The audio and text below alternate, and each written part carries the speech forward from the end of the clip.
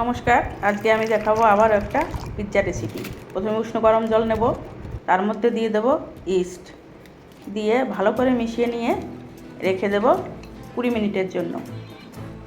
20 minute হয়ে গেছে, খুলে দেব ময়দা, তারপরে দেব নুন এবং সামান্য তেল, দিয়ে ভালো করে ডোটা মেখে রেখে দেব আবারও 20 মিনিট।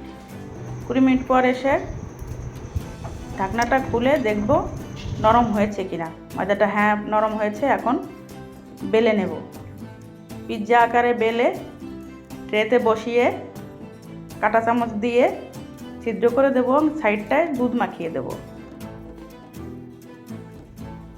আজকে আমি তোমাদের গ্যাসের চুলায় পিৎজাটা তৈরি করে দেখাবো। যাদের ওভেন নেই তারা অবশ্যই গ্যাসের চুলায় ট্রাই করে দেখতে পারো। তারপর দিয়ে দেবো সস, সবজিগুলো সব দিয়ে সাজিয়ে নেব, টমেটো সাজিয়ে নেব। আজকে লঙ্কা ইউজ করব না, কারণ আজকে বাচ্চাদের জন্য তৈরি করব শুধু চিকেন পিৎজা। চিকেনটা সাজিয়ে তারপরে দিয়ে দেব চিজটা একটু বেশিই দেবো, কারণ আজকে শুধু বাচ্চারাই খাবে। গ্যাসের চুলাটা ধরিয়ে একটা তাওয়া বসাবো।